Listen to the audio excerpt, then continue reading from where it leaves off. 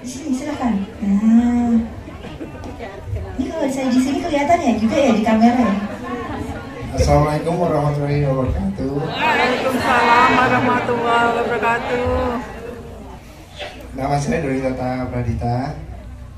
Pagi ini alhamdulillah berkesempatan mendampingi Ustadz untuk ikut ngaji bersama. Ya, alhamdulillah. Ada yang punya anak perempuan.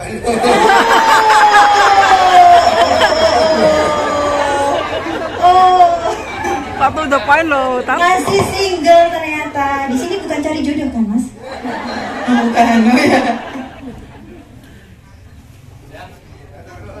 Sudah, sudah Ustaz.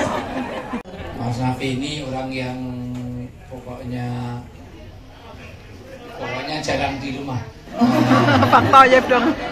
Minggu depan dia udah ke Thailand, ini ada pesannya, terus ini masih single 15 tahun yang lalu. Tapi masih berpikir, kami berkali-kali konsultasi ke saya, kok buku nikah saya kok sudah expired ya? Udah diperbarui, nanti saya ajak ke Magelang. Udah. Ada yang masih minat ibu? Jadi ini Mas Nafi, Mas Sitorik sama Doni Tata itu nanti baik. Rasulihil Karim, asyhadu alla ilaha illallah wahdahu la syarikalah wa asyhadu anna Muhammadan abduhu wa rasuluh. Yang saya hormati Ketua Majelis Taklim. Siapa sih saya nggak tahu.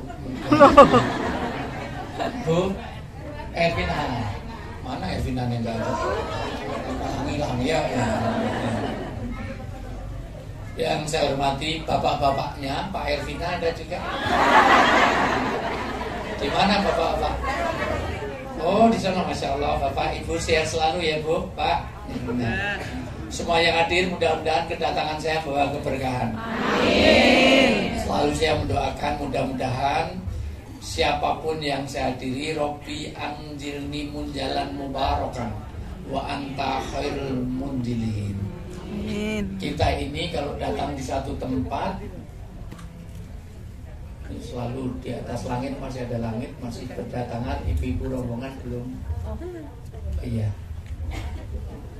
Tidak apa-apa, ini pengantar-pengantar dulu aja baru nanti ke materi. Selalu ibu ada doa ketika kita, kalau istilahnya manjil adalah kalau Rasulullah dulu berhenti sebentar sebelum memasuki kampung, yaitu di Dil Khulaifah atau di Bir Ali. Bir Ali atau Dil Khulaifah itu tempat di mana Rasulullah kalau dari luar kota berhenti di situ, kemudian melihat kampungnya, kemudian berdoa. Doanya Robbi anjirni munjalan mubarakan wa anta khairul munjilin. Sebetulnya doa ini di awalnya di doa yang doa ini adalah Nabi Nuh. Ketika Nabi Nuh menyeberangi ada waktu itu Nabi Nuh berdakwah. Ini jadi agak panjang tapi bisa ikuti ya. Halo. Nah, berarti nggak fokus kan? Dulu gimana? Halo. Halo. Halo. Halo. Hai. Hai. Halo. Halo, halo, hai. Halo. Halo, halo. Halo, halo,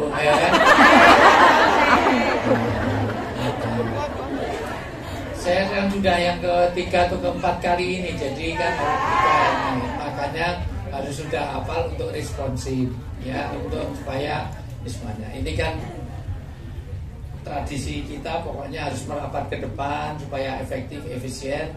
Kemarin di masjid nggak cukup, maka alhamdulillah ini ada. Dakwahnya Nabi Nuh itu berapa tahun? 91 tahun. Tunjuk jari. Siapa yang bisa? 27.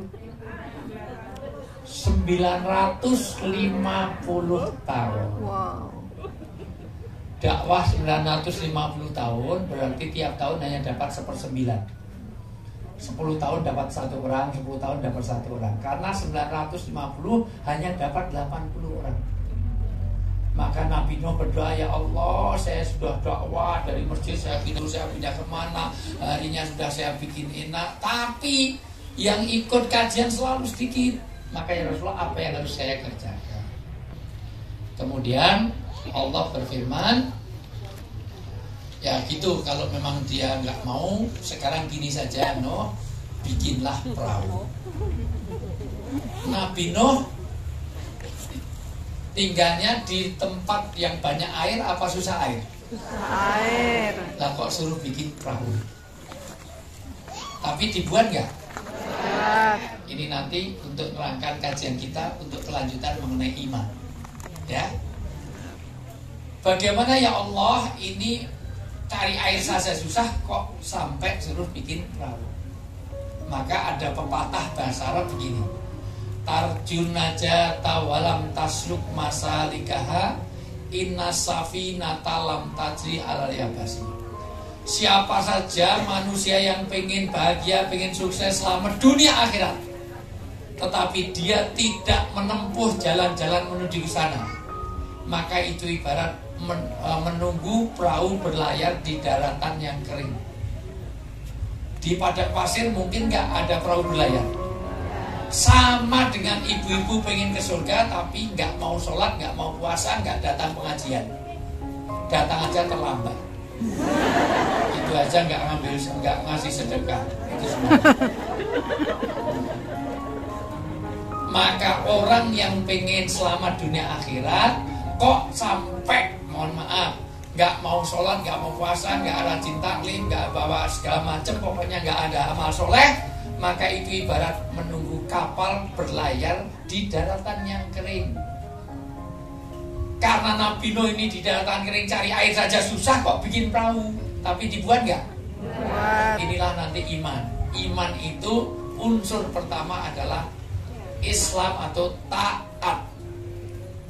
Kemarin kan saya sudah minta ada untuk tulis menulis, tapi kok tidak disediakan lagi. Elvina, kamu lupa lagi. Nah, kan supaya nanti ada urutannya, karena kajiannya rutin. Ya nanti biar ini nggak apa. Lain kali kalau nggak punya, telepon saya biar saya bawa. Ya nggak apa-apa ini terus ya. Biar nanti ada urutan, biar ngaji nih. Karena Bu, iman itu nanti didukung oleh ilmu dulu. Ya, mohon maaf. Maafina, terus segala macam. Iya. Karena nggak sembuh, ternyata qadarullah ada orang sudah tua ikut-ikutan menghina. Di tengah-tengah dia buang air itu, dia pegangan itu terpleset, jatuhlah ke tempat itu. Singkat cerita, begitu keluar semua penyakit kulitnya hilang. Melihat itu, dasar wanita sulit untuk menyimpan rahasia. Kok kulitmu putih, bening, langsing itu apa? Apa kata dia? Maka jangan suka menyimpan rahasia kepada wanita. Satu, wanita kelemahan dan kelebihannya di bidang mulut. Mulut wanita lebih banyak, betul? Maka kalau pengajian rame pasti ibu-ibu wanita. Pengajian pulang bawa makanan pasti, karena diciptakan dari kaum Hawa. Bapak-bapak banyak cenderung diam karena kaum Adam itu mikir. Ayo 1, 2, 3 agak susah ada orang.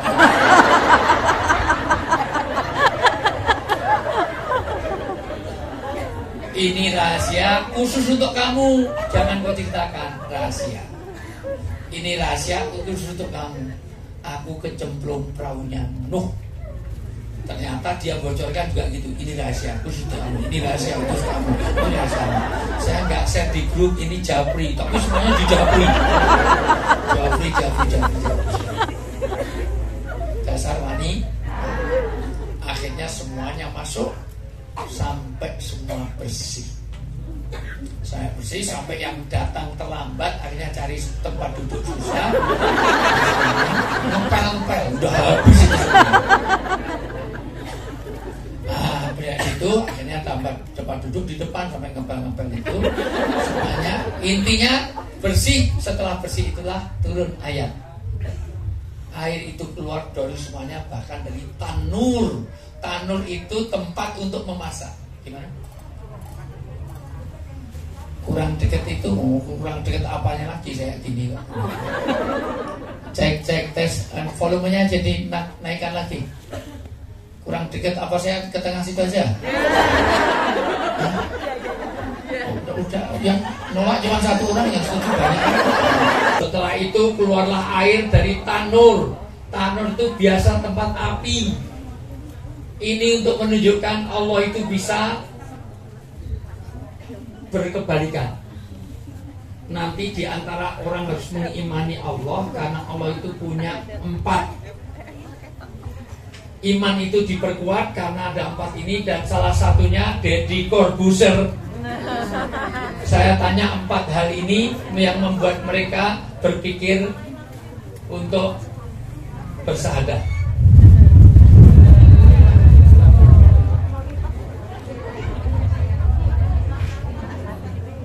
Hidup, mati,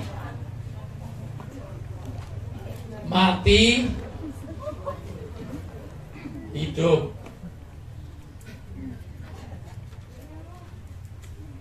Allah bisa dari barang hidup mengeluarkan yang mati. Bisa nggak? Bisa. Contohnya apa? Orang hidup, barang hidup bisa mengeluarkan yang mati. Contohnya apa? Dari ayam keluar. Ini ayam bisa keluar telur. Telur itu hidup apa mati? Mati. Allah bisa mengeluarkan yang hidup dari yang mati. Dari telur keluar. Allah bisa mengeluarkan yang mati dari yang mati. Bisa nggak? Benda mati dikeluarkan dari yang mati, bisa nggak? Contohnya apa? Dari yang mati keluar yang mati. Contohnya apa? Saya tanya, gunung berapi itu hidup apa mati? Mati. Dari gunung keluar apa? Lahar kemuntilan. Lahar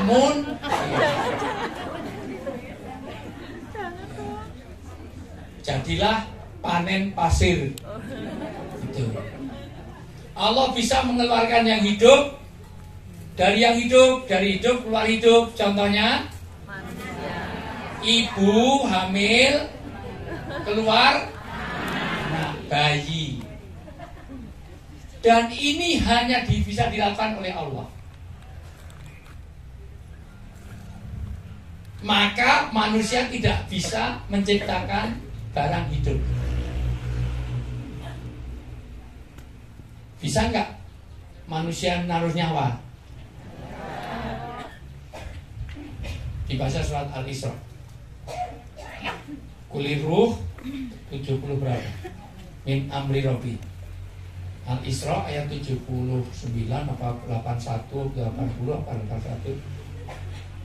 Yas'aluna 'anir ruh kulir ruh min amri Rabbi. Laki-laki Elvina itu nggak mengindahkan kata-kata saya. Lain kali sekali lagi kalau pas saya, kalau pas Peggy, Melati, Sukma atau pas Umi Pipi terserah. Kalau pas saya pokoknya yang depan yang bening-bening.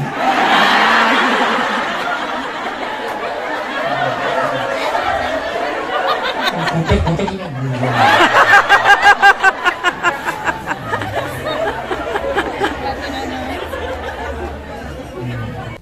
dua, amkan. 3, asbab. Jadi ada misteri tentang kematian yang manusia tidak bisa menjawab. 1, auqat. Ini kita masih bahas iman ya, Bu. Ini lanjutkan yang kemarin ya. Sampai hari kiamat manusia tahu nggak kapan matinya? kapan awqat. Dan untung manusia nggak tahu kapan matinya. Sebab kalau tahu kapan matinya, nggak ada dinamika kehidupan. Karena orang pasti bertanya, kapan mati Pak? Kurang 3 tahun. Kurang 2 tahun. Oh, saya kurang 2 bulan. Wah, saya kurang 2 hari. Pasti wajahnya nggak ada yang cerah. Sekarang aja nggak cerah. Diajak makan enak nggak usah, mau mati kok. Masjid terus. Walaupun kalau kita tahu matinya kapan, kita juga bisa senang karena bisa nyiapkan. Bikin undangan, hadirilah pemakaman kami. Datang ya, cius, cemungut. Kurang 2 jam belum ada yang datang, berangkat sendiri. Nggak putih Pak, harus naik kuburan. Apa mati kurang 2 jam nih. Bawa ambulan dewe. Maaf ya, aku harus mati. Maaf ya, harus mati. Jadi awqat ini manusia tidak akan tahu, betul? Ya. Tapi kullu nafsin dha'iqatul maut. Mati itu pasti. Sekarang dibaca dulu. Tadi belum dibaca ya, ruh itu. Nanti yang menguatkan tentang iman itu adalah ruh. Jadi paham tentang ruh itu di kuasa Al-Isra ayat berapa tadi? 85. Al-Isra. Ya. Yuk dibaca dulu. Nah, Al-Isra 85. Saya lupa nggak bawa Quran terjemah. Quran surat Al-Isra ayat 85 terjemahannya. Dan mereka bertanya kepadamu Muhammad tentang roh. Katakanlah, roh itu termasuk urusan Tuhanku. Jadi roh itu hanya urusan Tuhan. Jadi sampai hari kiamat manusia tidak menguasai tentang ruh. Ruh itu bentuknya padat, cair atau gas, gak ngerti. Ruh itu warnanya hijau, kuning, apa merah, gak ada yang tahu. Tahu gak ruhnya Bu Megawati Puan itu warnanya apa? Merah. Kalau ruhnya Surya Paloh, ini partainya. Kalau ruhnya Erlangga, kita pendukung Erlangga sih. Ruhnya Muhaimin Iskandar. Kamu tahu Muhaimin itu namanya siapa? Namanya Kandar. Karena ada orang nanya, wis Muhaimin? Terus dijawab, Muhaimin is. Siapa Muhaimin itu? Muhaimin is. Jadi aslinya namanya Kandar.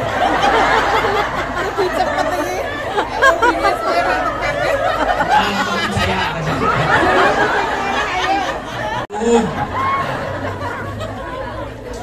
Ruh ini, kulir ruh min amri Robbi. Ini ayat Quran.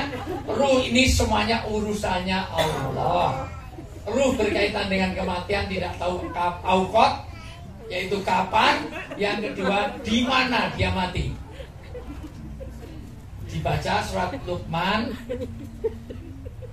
31 ayat 34. Surat Luqman ayat 34. Ada misteri yang nanti menguatkan iman. Ada 5 hal di situ. Menurut 5 hal.